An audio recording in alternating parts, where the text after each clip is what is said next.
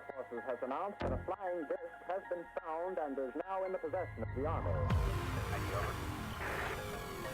CBR Street Gang, over by standing by, over.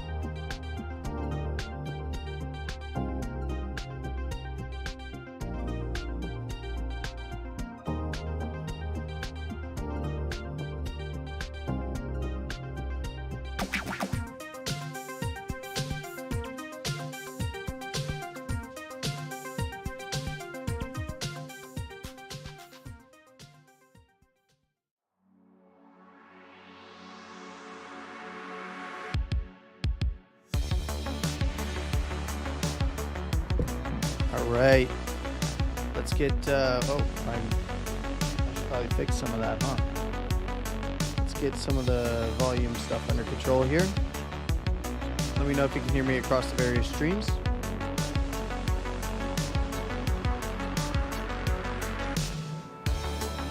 All right. We're going to get rolling here in just a moment.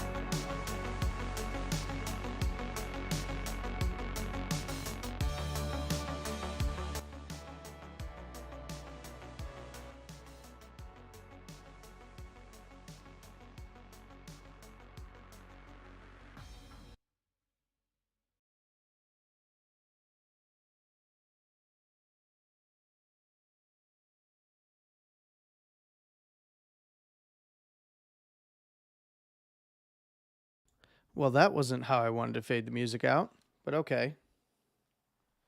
Here, just stare at this Ray Stone for just a moment.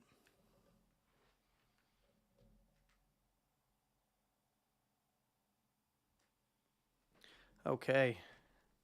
My apologies. I was eating lunch and had to get my coffee. So we're going to get this rolling here in just a moment.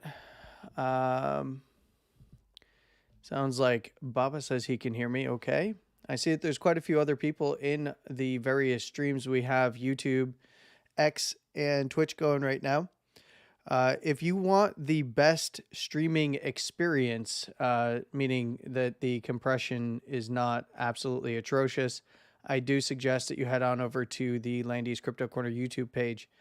You can find that in the link in my profile on X and on Twitch as well. So also, that's the primary chat that I'm watching. I can now see the X chat. So if you are able to chat in on the X platform, then you're free to do so. And I can monitor that chat now. So we have solved that problem. Let's go ahead and switch over to the live feed here.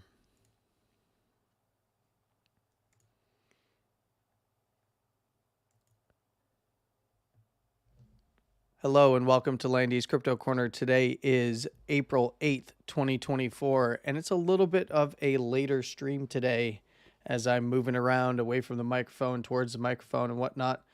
Well, there was a lot of things that had to happen today. That's also the first day back from a longer vacation for many people in the United States and around the world, to be fair. So many kids were out last week, and this was really the big...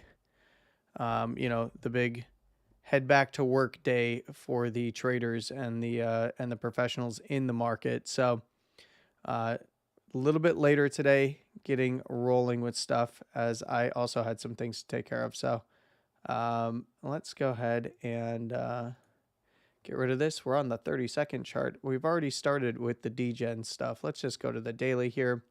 Let's throw on our normal chart. Let's review where we left off in our last recorded video and stream real quick. And then we're going to jump in and talk strategy because, man, oh man, so many people got absolutely destroyed on this move up. And it's as we had mentioned last week, it's just a range. But a lot of pattern traders absolutely getting destroyed and probably going to still get destroyed because if they're trading this particular pizza wedge, or triangle, then they're going to get likely get destroyed on any kind of a retest or trade back into the range. So, but if it does get above the upper second, which we're going to talk about just a moment, it will likely head to the highs and higher here.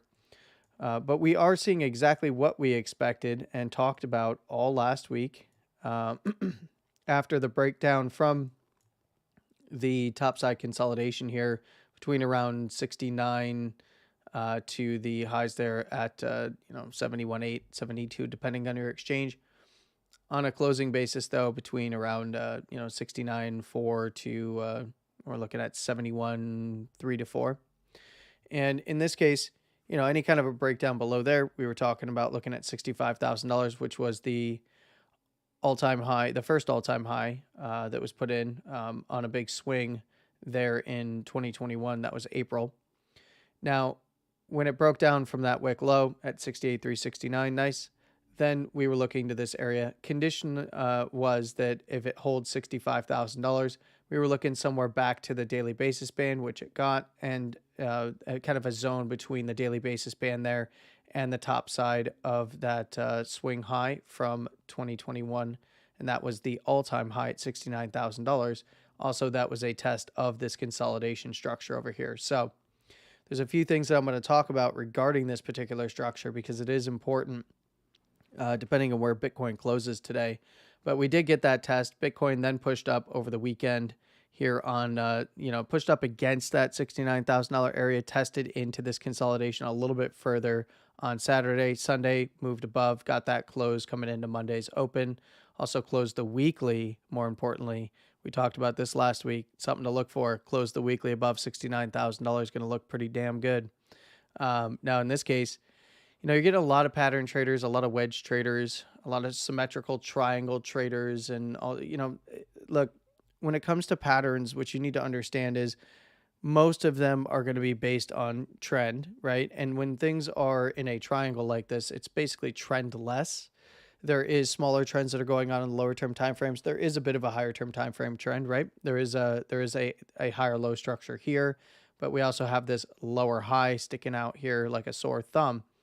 So it's a consolidation structure, and it's, whichever way breaks is likely going to resume trend, but that's not always the case. So in this case, we do need to see closes above this wick high at 71,789.85 specifically on spot price. And then we would have a break to go and test, well, kind of where we've already tested, and that's the upper second standard deviation. This is the other area that we were looking for in Thursday's recorded video, Friday's live stream, so on and so forth. And that was 72 to the top side, around $73,000 here by the highs. Above there, we're looking to the all-time high at 73,835, I believe it is. Yep, 835.57, in fact. Now, if Bitcoin can close above the upper first standard deviation, it's going to look good. If it can close above $69,000 again, it's going to look good. It's going to look even better when it starts closing above 71,872K. And then, of course, getting to this close open high, which the upper second standard deviation is basically right on at 73,135. Above there, we're looking for the all-time high to get ran in higher highs, quite frankly. But for continuation, we need to see closes above the upper second standard deviation. So I want to be very clear. For continuation, we need to see closures above the upper second standard deviation that also close on new all-time highs, right? Why? Because that would be volatility expansion to the upside, and that would be confirmed. So it wouldn't just be a confirmed break or swing of the highs for higher highs or a higher all-time high. It would be a close above there that's also getting volatility expansion. We are sitting at a 51 over 51 right now, so if Bitcoin were to kick off expansion, that is valid expansion, we would likely need to see confirmation in the next closure. I would be looking 75 to 78, 78 to 80, and then mid to low $85,000 region, or $80,000 region, $85 to $80,000 basically above there. Maybe it starts pushing up further if it really does start to break out aggressively to the upside. Now, this was not a difficult setup. And I'm seeing a lot of people like really all over the place when it comes to their take on what happened with price. Many people surprised, a lot of I told you so's. And I'm not here to say I told you so because that's not helpful. It's how did we arrive at this? And we're going to recap that a little bit and kind of go back in time to the 12-hour setup that I explained on Thursday's live stream. Thursday's recorded video, and I covered again on Friday's live stream, I should say. And in this case, we've seen that 12-hour setup lead into the daily. So let's go ahead and take a look at that 12-hour setup and what it was back here on Thursday. That was right here when I was doing that video. So Thursday, the Friday candle had already opened. So we were right around here. Bitcoin was just pushing off of that $65,000 region. So I don't remember in the video. I'd actually have to go watch it, but I don't remember if it was pushing up towards 69K or pulling back from $69,000 quite yet on that Thursday video, which was the 4th. Now, my point in that video was, and the main takeaway from that video was that the 12-hour setup was very, very, very good looking. And Bitcoin had basically, broke down from its consolidation and went right into support and bounced off of the daily lower second. And that's also where excuse me while I move the microphone, it's also where the 12-hour lower second standard deviation was. It deviated under in the lower term timeframes, didn't really close below. If it did there on that one candle, it was not significant. Came back down, retested, and started to regain the lower first and then push up towards the top side there at $69,000. And that was, it's basically Bitcoin's got a choice now. It's trapped between 69 and 65. Break down from 65, lose the low at 64,500. We're going to go test this close open at 63.8 to wick low at around 62,250 to 62.5. Below there, we're looking back into this monthly zone around 61,350 to 58.8. And then we can move on from there. It's all conditional, right? Didn't meet the conditions for further downside, and at that point did not meet any conditions for further upside. So what we wanted to see was closes above $69,000 to go test this area up here. At the time, I was talking about the upper first when it was somewhere around 70,200 to 500, and then from there go test the highs here at 71.8 to 72K. We've now seen that. And we saw that that setup coming when we saw not only the low put in here, but we saw bullish divergence populate. We also saw a Stokes shift here. Oops, sorry, I clicked on the wrong thing apparently. We also saw a Stokes shift where Stokes shifted back to the upside. And speaking of which, the momentum pivot is now 68,400. For the 12-hour has started to creep into the bullish control zone. Let's see, is there bearish control zone locally? Or bearish control zone? Is there bearish divergence rather locally? Not locally, not historically. That's relevant. There is one drive, but it's a pretty long drive. I would say that that's already pretty well played out at this point. For this particular move, this is higher low structure since the last major bear divs at the highs played out. And the bearish divergences that we've seen thus far from this structure here have resulted in higher lows and higher highs. So we've got a nice trend shift. We had our uptrend to a downtrend. We didn't get any kind of a trend break, but we did get a higher low to a trend break, higher high, consolidation, higher low. And the only way from here on this current 12-hour setup is a higher high. So what we need to see now is $65,000 hold to the downside on the 12-hour. That's going to inform the daily from here on out, unless it comes down, puts in a higher low at some point above there, and then takes that out in between now and the next time that we speak. But in this case, yeah, I don't know, Baba. I just looked over and saw that you had mentioned that for some reason you had noticed that you weren't following me anymore. I had a bunch of followers disappear all of a sudden. Like I was pushing a pretty good follow count over there on X for me for having a tiny account, and then all of a sudden a bunch of them disappeared. I have no idea why. I was like, oh, I guess I must have said something that pissed someone off. So be it, I guess. But yeah, if you found that you're not following me anymore, go ahead and follow me over on X at CryptoLandy.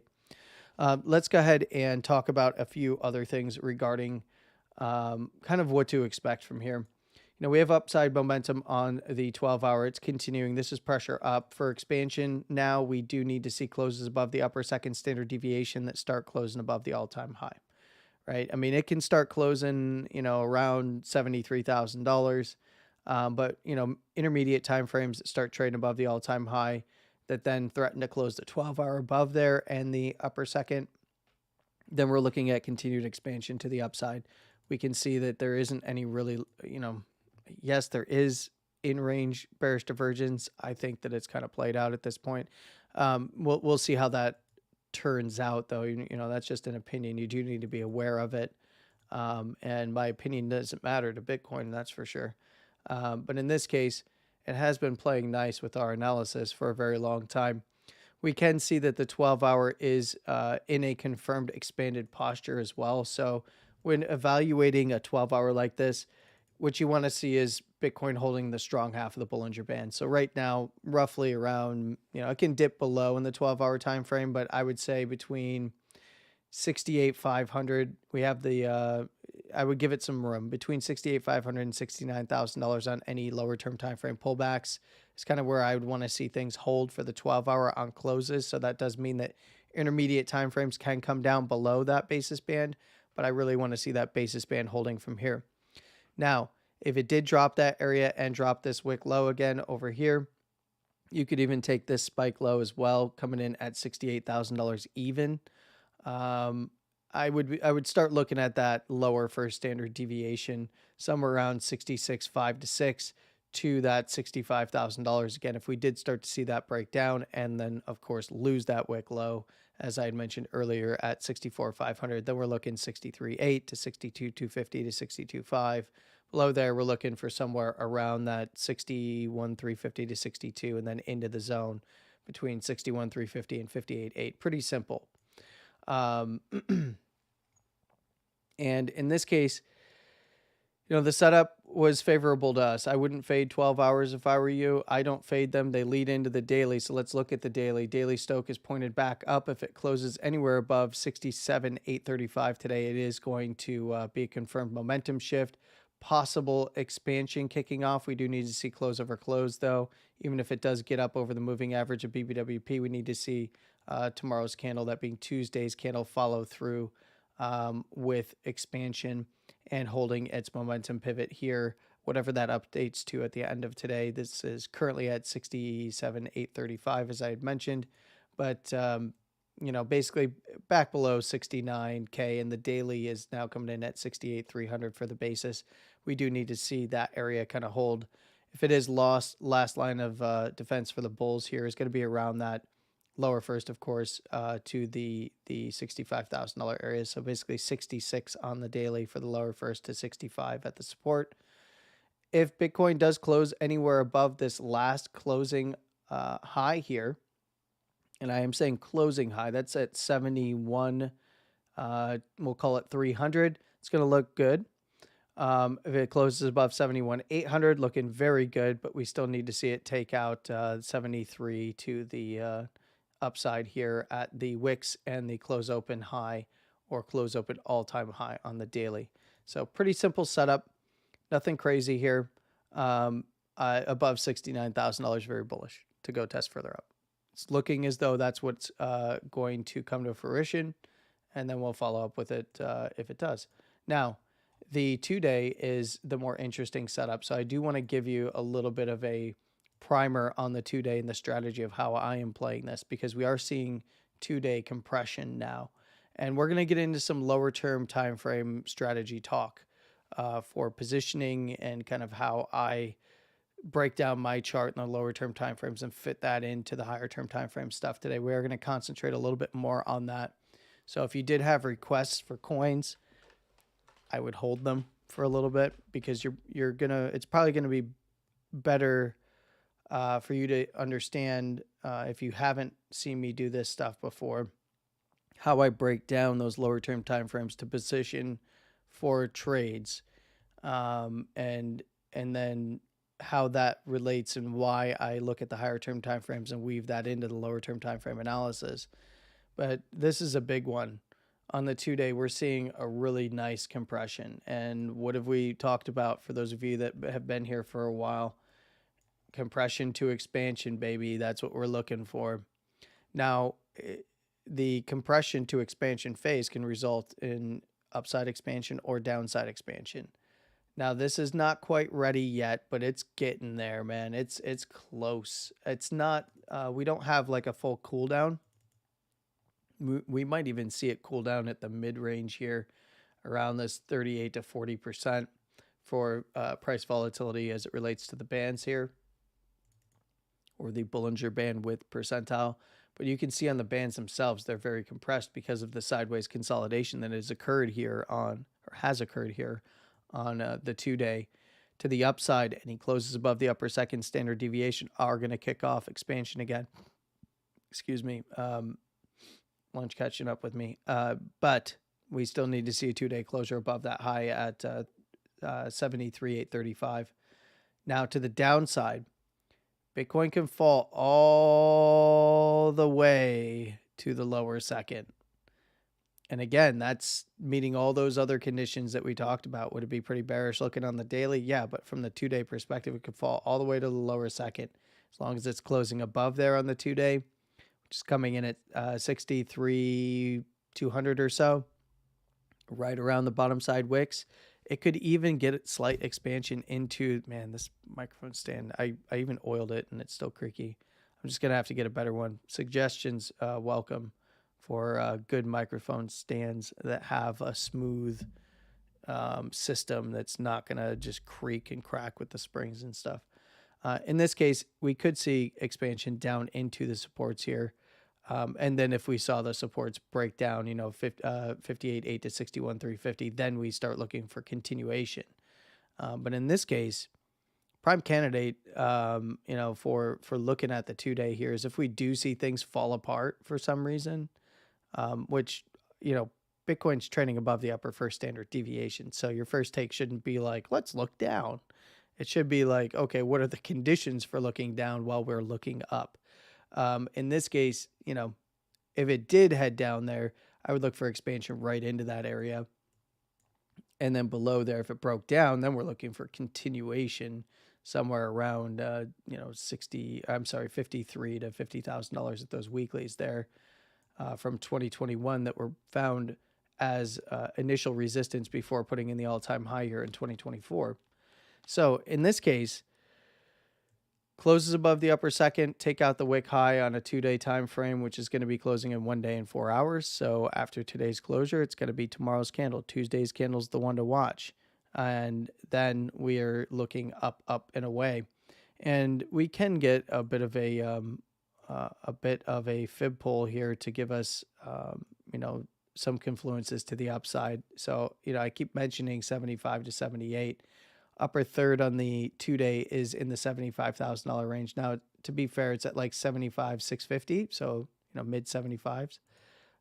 The daily is at 75. Let's see, it's at $75,094. So there's 75K. And if we look at this fib from, you could take it on the weekly or swing to swing on the daily. It really doesn't matter. The next major fib on any kind of a breakout and expansion is going to be the 1272 at 77, almost $78,000. So the first area to the upside that I'm looking for is 75 to 78 as a zone. Above there, I'd be looking on the 1414 around $80,000, which is also a psychological resistance. It is a whole number. And then above there, the 618 is coming in at around 83, with the 786 coming in up here at 86. Could it push past there? Absolutely. But realistically, if Bitcoin's trading above, trades up above 75, we're looking 75 to 78, 78 to 80, and then in the mid to low 80s. If it gets above 80, we're probably looking to $90,000 pretty quickly. I'm sorry, if it gets above 85, we're probably looking to $90,000 pretty quickly. Because we do have a 1888 up there at just under 90. If you pull this fib from swing to swing, if you're using a swing chart, you're going to get that one a little bit more accurate there with the 888 being right on like $90,000. It's like $200 under. What the hell was that? Sorry, there was a big bang in the house and I wasn't sure what it was. All right, so how does everybody feel about the analysis portion? Anything you want me to explain before we start diving deep into some strategy talk here? Let me go ahead and when will I be streaming simultaneously on Discord? It's going to be a little bit. Look, I got to do a few things first before I'll be able to push the stream, the bit rate that would be needed to support all of it. In fact, I'm probably going to cut one of them because I'm pushing the max bit rate that I can to all the platforms. The best quality is going to be on YouTube. X is lagging far behind because I don't know what kind of compression algorithm they're using. I'm putting in plenty of bit rate. It's spitting out plenty of garbage on the other side. So my apologies for the crunchy stream. But I do know that they're still working on it, right? Twitch is okay. I don't really have a lot of Twitch viewers. This isn't a video game. Not many people are going to Twitch to see people staring at charts and talking about charts and Bitcoin. They're there to see video games and boobs. So, and that's for everyone. Doesn't matter what. That's what everybody wants there. And that means boobs like physical boobs or boobs, people being boobs. So, yeah, that's right. I said boobs a lot. I told you I'd work it in somehow. Anyway, yes, just so you guys know, there is a bit of a challenge going on to see if there's ways that I can work in different stupid stuff that you guys want me to say. And you've won that competition now. You're gonna get me to say random silly things on the stream, and I will find a way to work it in. All right. I don't see many questions or comments regarding the analysis. I mean, we can go like, booyah, we told you this was going to happen. Like, no, it's all conditional, right? Pattern traders typically get wrecked. Please don't rely solely on patterns. Patterns can act as a good confluence, but 99% of patterns are based on what? Trend, right? So the trend is your friend until the end of the trend. And when the trend is unclear, everyone's in fear, right? So that's the Landy saying that many of you have known me for quite a long time. But guess what? What portion were we in? We had a downtrend on the daily to a bit of a trend shift and then comes down and it's like, okay, this is a lower high. So if it takes out this higher low, then it's back to the lows and possibly lower. If it takes out the high, it's back to the highs and possibly higher. It's literally a range because there is a bit of a trendless state going on because it's in consolidation. And in this case, Bitcoin had a nice move and it went to exactly where we expected it to go and got rejected in all of the areas that I would have expected as well. At least first pass, it's fine. Don't worry about it.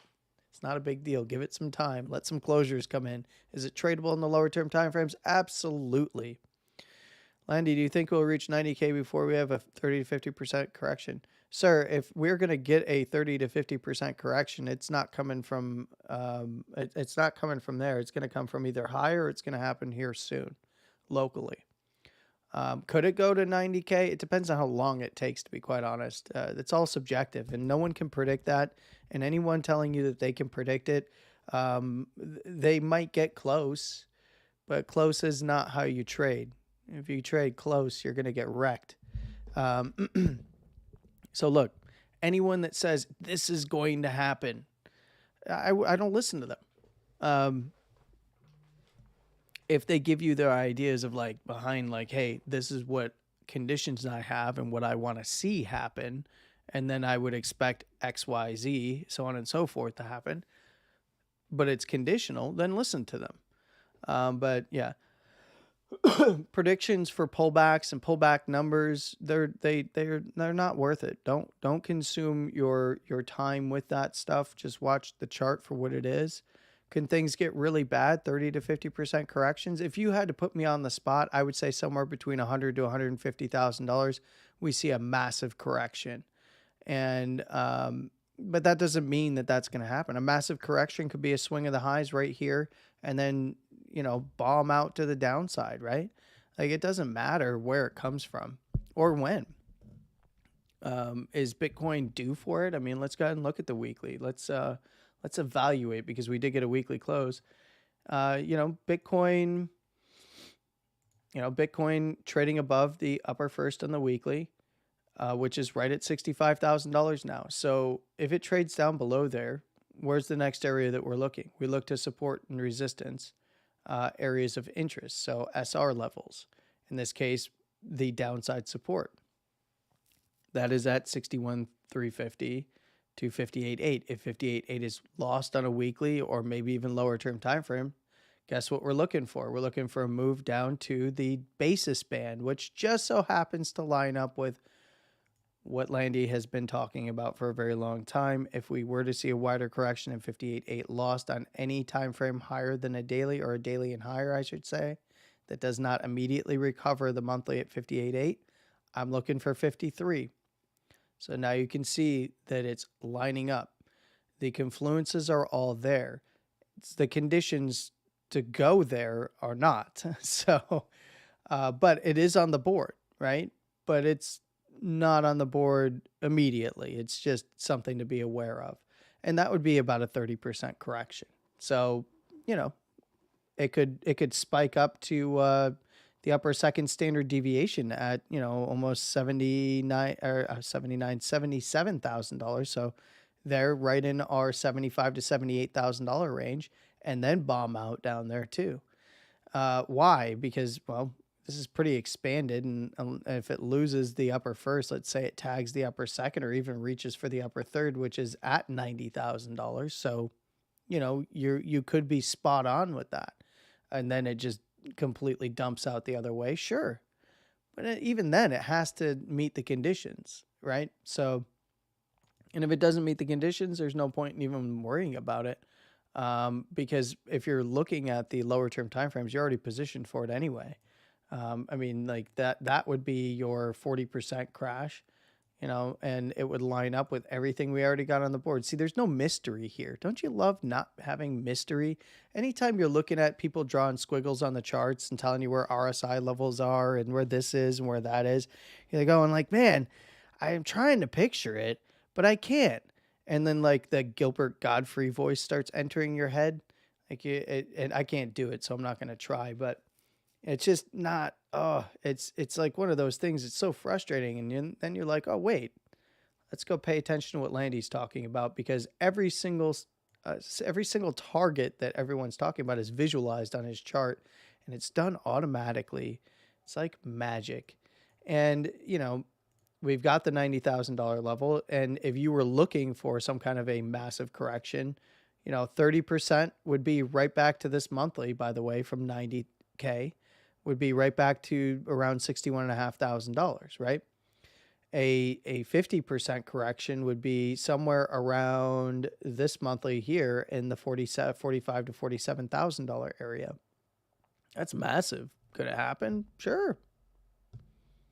Is it worth looking out for right now? No, I don't think so. Could we see it develop and you monitor it as it develops? Sure. Yeah, absolutely. 100% valid. Now, if we were to see it right from here, let's say it swings the upper second and it goes for a 30%. It's right at that weekly again, right? It's $53,000. It's like it's lining up perfectly with all of those areas, which is probably one of the reasons why you mentioned it, because you're pretty darn good at those charts too. So, but the thing is I wouldn't worry about it. Get it out of your mind. Concentrate on those trades that you got going now and the opportunities that are presenting themselves in front of you, because a lot of people did not take the 12-hour setup that I was talking about. A lot of people in the markets, barely anyone knows who I am. There's quite a few people watching this stream, but not, no one in the wider grand scheme of things knows who the hell I am, nor even if they did would be paying attention to my analysis, because I don't have any, street cred, so to speak, with them. And in this case, I watched a whole lot of people get wrecked on this, and then also just completely miss it. So in this case, when you go down to something like a 4-hour, it was pretty straight up.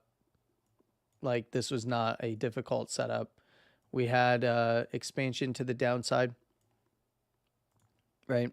So we had expansion of the 4-hour. So compression to expansion into support. We got the bounce up. I usually like retests of the downside supports here, but it didn't even close a 4-hour below $65,000. And that was my conditions for even looking for further downside. Never got that 4-hour closure there anyway. 4 or 6-hour closure I need to see. Didn't see that. 4-hour, wick down 3 times. Bounced back up. Didn't even make it back to $65,000. Started to put in a closing low structure. And this was really the positioning area around here if you were going to be safe on even lower term timeframes as well. And that was at, roughly 65, 100 on the wicks to around 65, 5 or so. And then, once it started taking out this high, even back tested around there to 66, you get the retest, the kind of breakout retest on the lower term time frames. And then it moved right back to the highs here. Once it got that, hopped on top of the monthly and the daily area, and then boom, up for another continuation drive. So, I mean, it's all conditional. It's not, you're using trend, you're using support and resistance, you're monitoring volatility and momentum all at the same time. Momentum also agreed that this was going to head up all through this area as well. Started to get that expansion back up, knocked its head on the, we got the BBWP expansion, knocked its head on the upper second standard deviation right around the resistance, right? Came back down and held the basis on a close and got that continuation, just kind of riding up that upper first, right back to the highs, and trend shifted the entire structure as well, right? So when you look at trend, we'll just use a swing indicator for trend here. We'll get rid of the bands. Actually, no, we should probably keep the bands on, but on the swing chart, we had, closing highs, we had the closing kind of consolidation structure up here, breakdown. So we started getting that that downtrend. We had a lower low, lower high, higher low, lower lower high, lower low, but then we took out specifically this candle right here, and this was the go ahead. If you were going to wait for confirmation, this close right here, when this was taken out, this would have been on your chart expecting something like a 1 hour, or 30-minute close above here to go test at least at minimum up here. So you had two big areas of interest on this structure when it started to reverse. It was still kind of, it was trendless basically here. It was like a consolidation on the lows when you're looking at the swing chart. And you had this high on the 4 hour that needed to be taken out on a close to confirm that at minimum it was going to test up towards, $67,000. And then if it got above there, it was likely going to, go test somewhere around, this low, and then the low up here. And that's exactly what it did. So you had three areas of interest on the lows on the way up. I mean, you could count this area, but this was already in this local wick zone, right? So you don't need to go all the way back to this stair step here, this order block. Yes, it was holding things down, but it was already local. So you don't need to draw that one on your chart. You can, you don't need to though. Instead, you look for the low to be set on a close. So this was a swing low and a higher low set on a close, on closes above 66,387. And then you start looking left. Okay, we've got some resistance here. We've got resistance here. And then we've got resistance at $65,000, basically right there on the wick low and the closing area up here. And you take that one step at a time. So when you look at this candle is the one that I was watching. And I mean, I was already buying the support. Like I had already had orders there. And if it was going to dive further, I was going to build a position out much further. So I was front running this based on my trading strategy, my risk to reward ratio, or my risk tolerance metrics.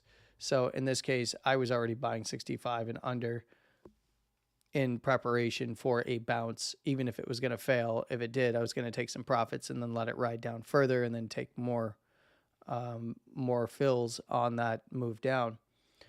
In this case, I was filling here and filling on the higher low because it was worth it to me to do so. So when we look at that area on the hourly, you can see how the hourly was, a bit of a mess, right? You had the downtrend here. You had a higher low, lower high, lower low, higher high, higher low, higher high, higher low, higher high, lower low, higher low. This really was once lower high, higher low, higher high. It's all just a mess because this was freaking everybody out. But it's right at supports. So I'm going to give you the key that unlocks all of this, by the way, in just a moment. We're going to get to it. So I'm going to give you some good tips. And for those that remember volume analysis, deconstructing the order book for areas of interest to the upside and downside, you're going to like it because this all plays together right? And this is basically reviewing what we've already talked about in the past. In this case, we were looking to the 4-hour to define conditions for setting a low. That is a closing low. And that was take out this wick high in the hourly. So when it came down here and it started to bounce up through the bands, it's not getting close, but it is a downtrend. So what makes you confident that it's going to get above here? Well, it's this candle structure right in here. So as it comes back and it approaches that 66,400 area, it keeps rejecting there, and that got everyone bearish. But as it's rejecting here, we need to pay attention. It formed a consolidation range, right? So when we look here, the consolidation range that we got here, we can even look left a little bit. There's other things going on here, and we will. But now we go down some time frames, right? And we look at something like the 30-minute. We say, okay, 30-minute ran from one side to the other. And it's stereo, and I'm talking in the wrong side of the microphone. My apologies. I need to be talking right into the front of the microphone. In this case, what we got to understand is that, the 30-minute, what was it looking like? Well, it was looking like as it was heading up here into that resistance, it topped out, but kept going. It defied everyone. Everyone's like, no, how can you do this to me? Well, that 30-minute wasn't very helpful. The hourly, though, was already being helpful, because on this move up, you'll see that right around here, as it first approached and tapped on this, we had a Stokes shift. So we had that Stokes shift occur right around here on the first tap, or the first area, to try and set a 4-hour low. Now, again, if you look at momentum off the lows here, the momentum was shifting in this area. Oh, nope, we're over here. Momentum was already pointed up on the 4-hour, right? Momentum right in this area was about flat, but starting to point up on the 2-hour. Momentum was up in this area on the hourly as it approached that area where it could set a 4-hour low. So if the 30 minutes not helping us, you shouldn't just be trading the 30-minute. You should look at probably at the 15-minute. And you can see that the 15-minute got a nice reset in this area. And this was the key right here. So as it was approaching this and it was just screwing around, we had a few things occur, right? So we had the Stokes shift. Okay. And that was on the hourly time frame. So let's go back to it. We had the Stokes shift back to the upside. It was actually like one candle before, believe it or not, but you had your confirmation candle, so we'll just call it this one. So we got that. And now we're down on the 15-minute, and there's a few things you can observe. We see a consolidation right underneath this area, the area that needs to be broken to set that 4-hour low, which is likely going to send things higher. So we've got this area here. We have the 15-minute consolidation go sideways. So we had expansion to the downside, ran it the other way, consolidated, and then what did we get? We went from expansion to compression, and we had a lead on what was going to happen here, right here. So getting everybody bearish, not breaking these lows though. And then starts closing back above on this candle here, the go candle, so to speak. We had the close back above the upper second standard deviation that kicked off expansion to the upside. So beautiful compression. So we ran the bands, downside expansion to upside expansion, sideways at the resistance, holding the low side. So the other side of this, by the way, is take out the low and it's going to expand down, right? So take out this low, Start closing below the lower second, which is actually this low over here, is what you really needed to take out, or it really needed to take out. You didn't need to do anything, just trade it at around $66,000, right? This was, your downside play for expansion on the 15-minute. Still being cognizant that you're probably going to have to play it to like 55 or 65 rather, because if you don't, you're fighting the 4-hour momentum shift anyway. Doesn't mean that it could, if it starts breaking down from 65, then we're looking lower. But in this case, if it did break that low at 66, then we're looking down towards 65, roughly, at least for the first major target areas. And then if it breaks the upside, we're looking at that 15-minute for expansion, setting that 4-hour low. And this 15-minute candle right here just so happened to do what? Let's go ahead and look at that on our indicators. While we see it getting expansion there, we also see that it turns Stoke back to the upside. Not just one cross, not an initial cross, but a fully confirmed cross back to the upside. All right. I'd watch this, but the eclipse killed me. Sir, you're supposed to put on glasses, not just stare directly into the sun and damage your eyes. But I get it. That's funny. I hope you actually didn't injure your eyes, because that would be terrible. All right, let's take this back to the 4-hour now. When that candle confirmed, by the way, that was your get in now candle. Let's look at where that 4-hour is. Helps if I'm not so zoomed in, right? That just so happens to be the same 4-hour candle that does what? Well, that 4-hour candle is the one that closes to set the actual 4-hour low here, and gets then in the next close open goes and taps 69,000, almost $70,000 up there. I think it tapped 69,400.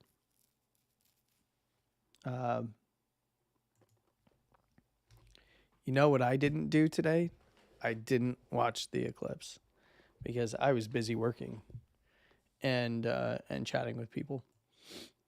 But yes, so that setup was a beautiful one, and it was pretty easy. It was a pretty easy play. Bitcoin was giving you all the information you needed.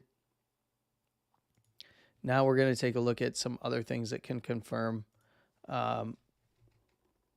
without even seeing any of the support and resistance or bands or anything. We're going to go naked. We're going to get naked. Let's get naked together. All right, here we go. All right, nude charts. Send nude charts. All right, this is something that is pretty straightforward. Just a naked chart and volume.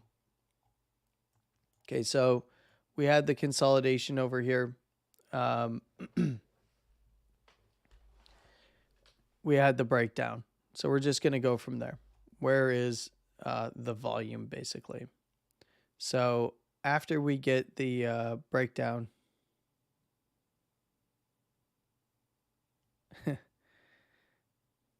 after the breakdown, I'm observing chat and laughing at you guys a little bit. Yes. But let's go ahead. So after the breakdown, right? That was our breakdown candle that we were looking for. I don't remember if this is the right candle, right? Yeah, 68,369. Nice. That was where we were looking for closures below there, likely to lead to downside, and it did. We saw the 4-hour close below. Tried to bounce up, basically failed at this this higher low right here in and around this area. Tried to wick above it and close above it, couldn't get above it, and then bumped down. Right? So what we're looking for is high volume in this area down here. Now, the 4-hour, you're going to see like, oh, wait, the high volume is right here, and that's the rejection. And then you see the high volume up here, and this is going to be the rejection as well. I'm going to bring you all the way down to the minute chart. So bear with me. We're going to start with the 15-minute first to get some ideas of the highest volume areas of interest on the downside. Now, this is not like what we have done before where we saw the continuation to where we were looking at the highs that were put in and then looking for the continuation past them. This is looking for how is support acting and how can we use volume to our advantage. That was really when I was showing you the moves and continuation and pullback areas of volume. That was to prime you for any kind of volume analysis because it can be done in a million different ways. But what's going to be really important is identifying the highest volume areas. So what we're going to do is we're going to say, okay, this was the highest volume dump off after that breakdown, that 4-hour candle. This was the 15-minute candle, very high volume down here. And we can see kind of how price interacted with it, but it went lower. So you're probably like, oh, well, that doesn't help me at all. Well, we have higher volume on this low right here, and it did not pass this low right here. So we have two areas of interest. So we got to use our brains and our eyeballs, and we got to say, okay, this candle was the highest volume candle on this move down, right? And when it made the next highest volume candle was on this low, and you can see that it put in a low that tried to get above this candle here. But we need to refine this a little bit because where did the volume really come in? There's a few different ways we can determine that. We can use a few other volume analysis tools, but the really easy way is just go to the minute chart. It's like, why bother when you can just go to the minute chart and you can see how price acted here, and you can refine these areas of interest. So I have those 15-minute areas marked, right? And this was the highest volume candle. So I'm actually just going to highlight this whole candle and draw a zone around it or a box around it. From wick high to wick low, and that just so happens to be the actual wick low on the 15-minute, right? So let's go to the other area that we marked as well. We can see that it tried to hold this area again. Very high volume right here. And if you notice, that's the next highest volume was trying to hold this wick low in here on the minute chart. So, you know, people getting their fills in there before it slid down to the next big level. So we have this 15-minute area. And the highest volume area on the low is going to be this candle right here. So that's going to be this guy right here that actually did form the low on the 15-minute. So very nice. Now we can look at how price interacts with this zone that we've created. And we can see that big volume was coming in every time Bitcoin reached this zone again. So we had the high volume here when it was trying to hold it, but it bounced it, but it broke down ultimately before putting in that 15-minute low, right? So once you saw that 15-minute low, because this was all a downtrend, it bounced and failed, and then 15-minute low, real 15-minute low was put in where it was breaking the downtrend, and that was right off of this candle here with this volume structure. You can see there was a few more areas of interest. There was a high volume low that was tried to put in, but it didn't change any structure here. So what we're looking for is structural changes as it relates to high volume. And you can see every time it got to that zone, it was getting spikes of high volume off the low. We saw it try to reach up here, and then volume picks up. And then when it tries to go for it again, it gets rejected right there on a bit higher volume than it had seen. Comes back down into this zone right here, and what do we see? We see a nice big buildup of volume into it, a peak, and then volume comes back down as it starts to rise, and then gets back here, and then another volume spike right into this zone here. This volume spike led to this downtrend. It came back up. It failed. On very low volume, it failed, so you got to go see, it's got to go find some volume. It does. It tries to get picked up here in the local range, immediately fails, and then heads right back where? This low over here that was set on the higher volume.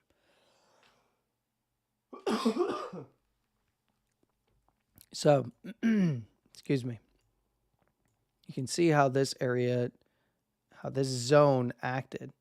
And then you can see once Bitcoin got above that highest volume candle on the way down, what did it do? It ran right back to the breakdown area. That was our breakdown low. It swung it, tried to hold it, and it had massive volume coming in after it broke above it. Why? Because you're taking out short positions. People are repositioning. People are taking shorts. People are selling. It's all going to go to zero. And then it breaks down. Their fears are confirmed. So sell, sell, sell, sell, sell. It bounces back. And everyone's like, oh, crap. It fades pretty quickly. No one wanted to pick up the buys. There weren't too many sellers left either. As we then see again, this area comes back down, comes back into this zone. Now remember, we started, this zone was the highest volume breakdown. The actual low was put in down here at 64,500 or so, right? So that was the low, that was the actual low. And when it regained, 66 to around 67,500 here, which was the biggest volume candle of the move, it used it as support after it swung the breakdown. It used this area as support, swung it again, started consolidating on the top side of it. And then what do you see it do? It breaks out above its prior breakdown area.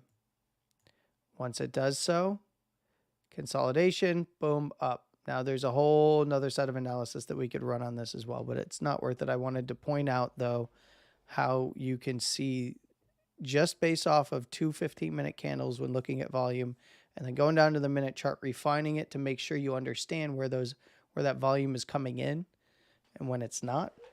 It's pretty straightforward. It's pretty easy. And you weave that into what we had discussed just a moment ago with the 4 hour and the 4 hour setting a closing low and then dropping down to the 2 hour, looking at momentum. Both were shifted up. Looking at the hourly shifted up. So what were we waiting for? We're waiting for that 15-minute to get that compression to break out to the upside. This all has confluence with what we're looking at here in terms of volume as well. So all of these things combined, like Voltron, to help you evaluate trend, support and resistance, volatility, and momentum are going to help you trade these areas when it comes to evaluating how the auction is actually going. Is it going to go the way that you expect it to go and meet the conditions that you're looking for it to meet? Excuse me. So, and it's all encompassing, but you can see how that volume worked. I hope that you're able to see that or understand that. It could be a little crunchy on the X stream over there. You'll have to let me know.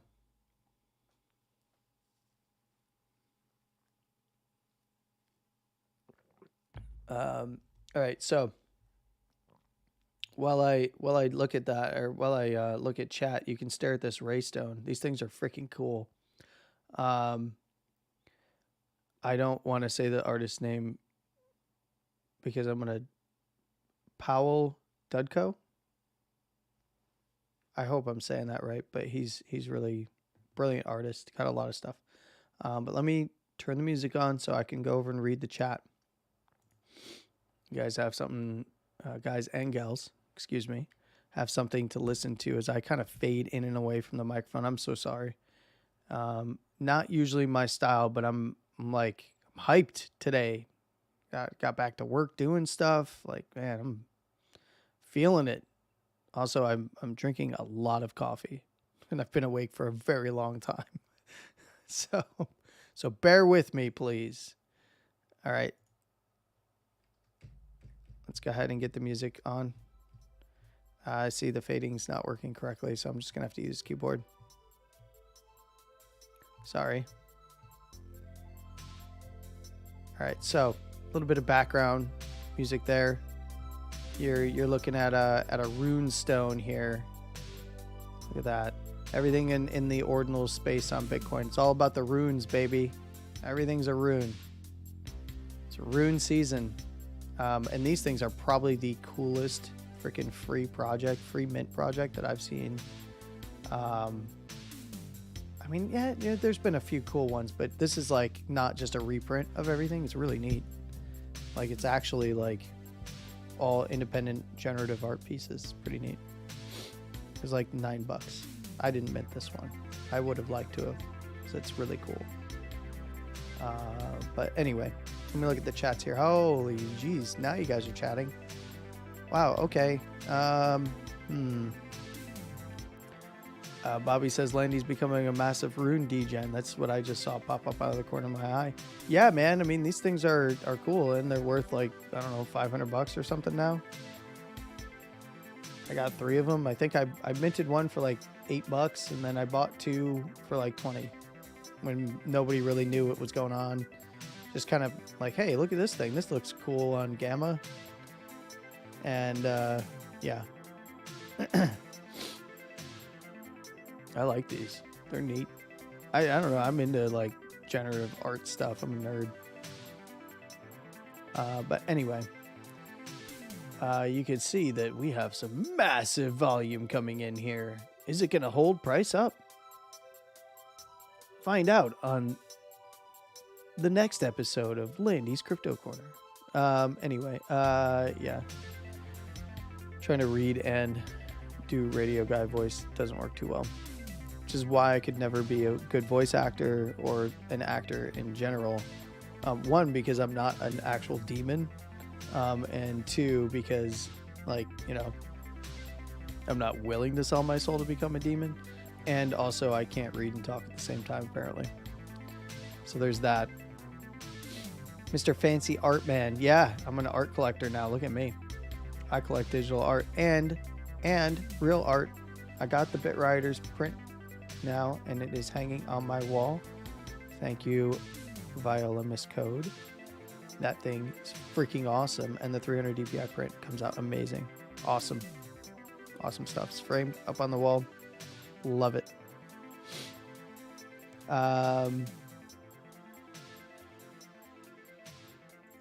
Yeah, let's go ahead and look over the chat a little bit deeper here than just the chats that are coming in. We'll expand this so you can really get a good look at this minute chart while I'm looking at that. Or we can go complete degen and look at the 30-second chart. Look at all the volume on the lows. Look at that volume-based low wick there that did not get past or break down but got spiked 3 times. Twice, actually, directly. And then a reversal of trend on the 30-second chart, but it's a massive 30-second downtrend. Anyway, yeah, let me read. Because I do see a lot of actual stuff coming in here. Let's see. All right, let me say hi to a few of you. I see Baba, hello. I see a Zaya Ball. It says message retracted, but I don't know why. I didn't do that.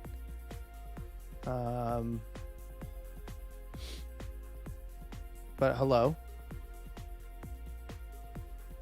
I don't know. Yeah, I can't even see anything about that. Maybe they asked something or said something and then deleted their comment or something. So we've got Baba. We've got Sam. Hi, Sam. We've got Ricard. We've got Cheryl. Hey, Cheryl. Good to see you. Haven't seen you in the Discord. Got Bobby. We've got quite a few others here as well, but let's just see. We've got some Eclipse talk. We've got some. Need the 10-second candles. You know, you can go to the. If you got premium, you can go 1-second candles. There you go. Just the 1-second chart.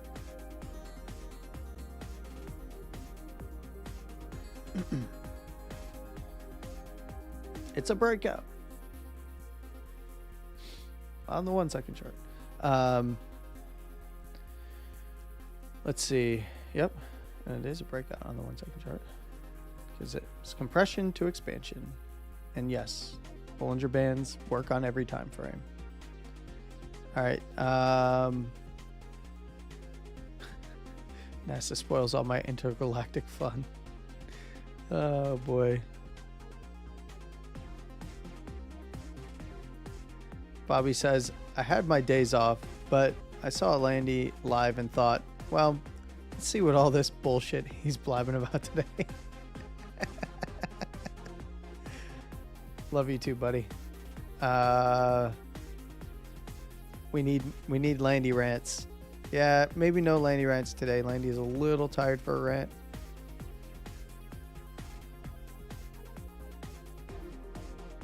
The only trade spot. Cheryl. Trading is trading. If you are buying and then selling, you're trading. You just don't have any way to, unless you can do spot margin, you don't have any kind of, you don't really have like a way to hedge. So you may want to look into ways of doing that.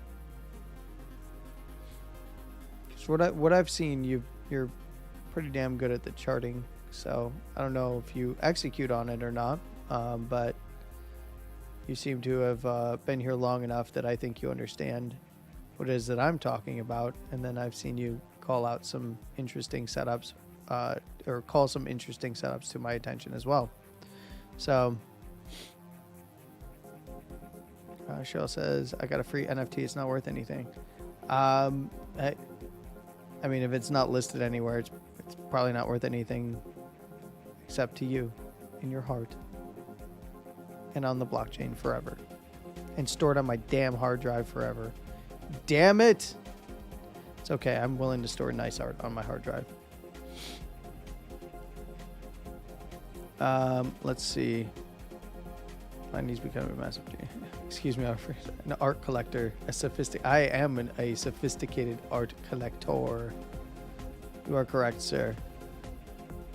Refer to my post where I talk about which art I believe is doing very well and which art I like. When Magic Eden asked about what suggestions are good for newcomers to Bitcoin, and I gave my suggestions. So if you do see that post, go like it. If you're not following me, you should probably follow me. I do a lot of TA stuff, and we're pretty damn accurate. If I do want to toot my own horn here, but it's because we're practiced and we've been doing it a long time, but also everything is conditional. So it's just a matter of executing then. As long as you have conditions, execution is the only thing that you need to work on.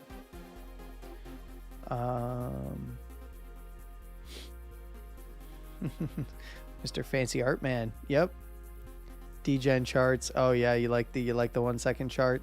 It's so terrible looking though.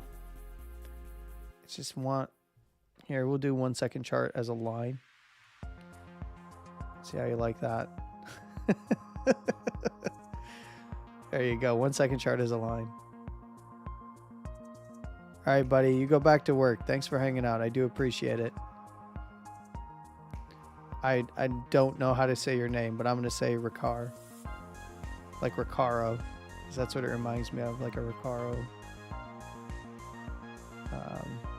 brand. Even though it's not spelled like that. It's just where my brain goes.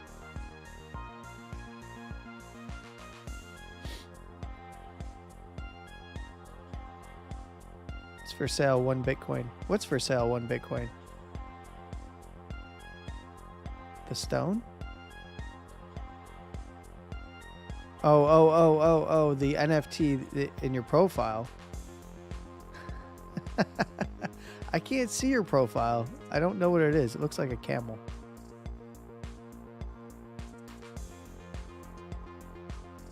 Which marketplace?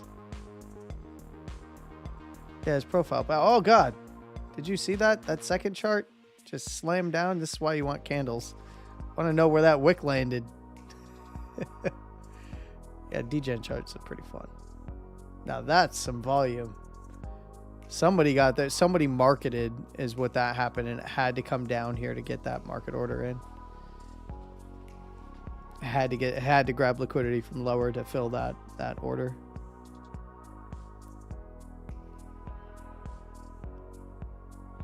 I don't know which one your profile picture NFT is. Like, where do you have it listed somewhere? Yeah, the camel. Where is it listed? Like on Magic Eden, Ord.io, Ordinal's wallet. Yeah, Bobby, I don't think you can sell that one, to be quite honest. And I don't think you own it. Hey, I see the Umbrella Corporation.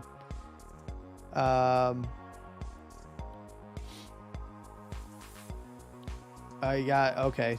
Which collections am I into? Oh boy, you guys really want me to do this?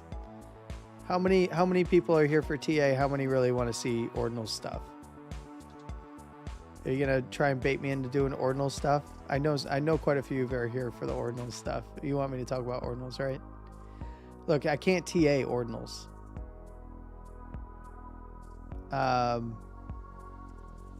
But I can tell you, like, I could show you what I'm into, but that's not really relevant at this point.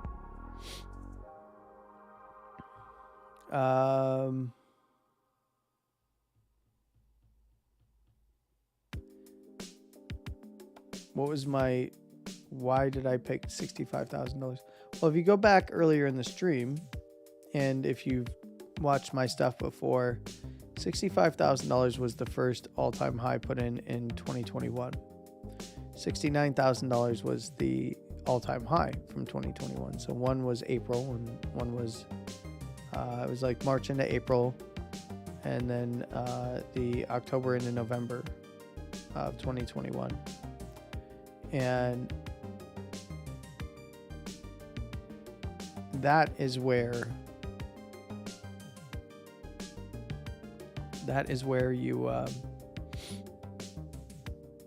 you see the box that I have drawn on the chart typically is $69,000 to $65,000. That's a zone of interest because that's where two major all-time highs came in. So $65,000 is expected to act as a support from a horizontal support and resistance point of view. So coming into that zone of interest is where you start watching price. How does it react? Does it fail it, swing it, regain it? Is it primed for setting lows and trying up higher? Is it not? That kind of stuff. So it's trend first, support and resistance. I mean, trend is king, right? It's all about trend, price trend.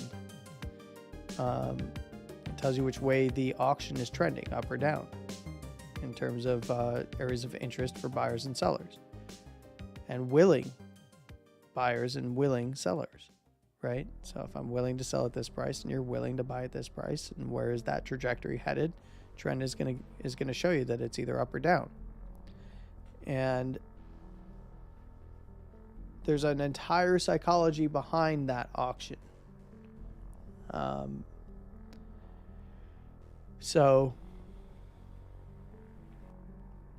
And then you've got support and resistance, and that's all based on historical timeframes. Yes.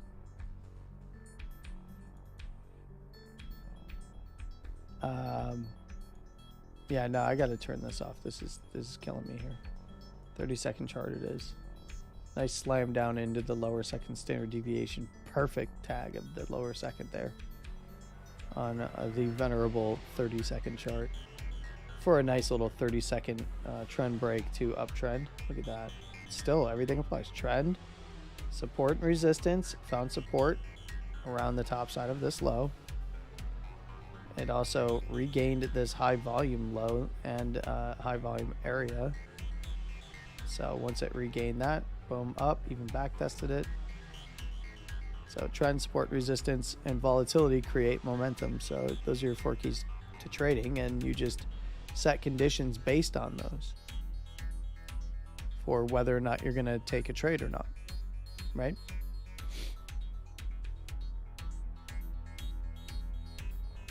Yeah.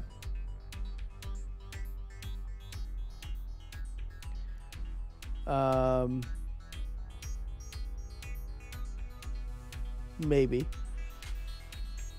if it can break out of 73, yeah.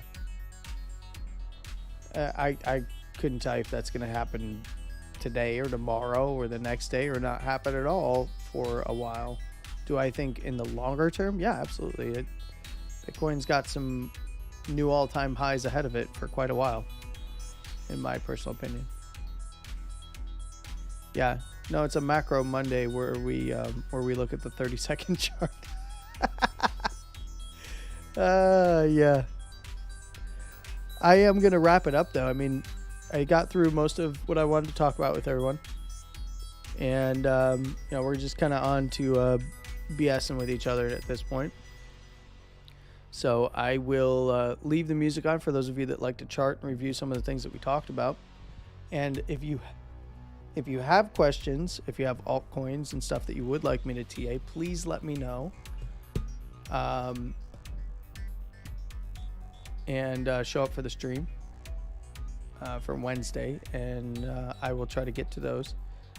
If you have questions and want me to review any of the stuff that we talked about today, just hit me up. We'll cover it again in Wednesday's live stream if you need more help with that stuff. But yeah, other than that, I'll be back tomorrow with a recorded video that I will stream when I'm done recording it while it's uploading to YouTube and X. And you're more than welcome to join me and ask questions while that is being streamed, because I won't be actually talking at the same time. I'll be in the chat with you guys. And then, of course, after that stream ends, usually by the time that ends, the videos are done processing for X and YouTube. And those are going to be generally 8 to 10 minutes long, maybe a little bit over, like the last one went a little bit over. But generally 8 to 10 minutes long. If it's a quick one, like maybe Wednesday or Tuesday might be quick. We don't know. Might even be like 5 to 6 minutes or something. Yes, and I've been asked by a lot of people, like, is there like a text format that you can put this in just so I can just quickly look and see what your thoughts are on it? Like, yeah, it's tough without showing you. But there is ways in which I can put that into words, the TLDR, so to speak. At minimum, have a picture of the chart with something up there for everyone to see, and then a short explanation. So I'm gonna think about the way that I want to format that in the next couple of days. Not saying I'm gonna be able to do it on Tuesday, but I will try to do it with Tuesday's video. And then kind of go from there. And suggestions are welcome. So, but yeah, I'm going to leave you with that. Stream is going to stay up for about 12 more minutes. And you have a wonderful eclipse day. And wonderful morning, afternoon, and evening, no matter where you are in the world. Please trade safe. And of course, as always, stay safe. And with all of that being said, Landy out.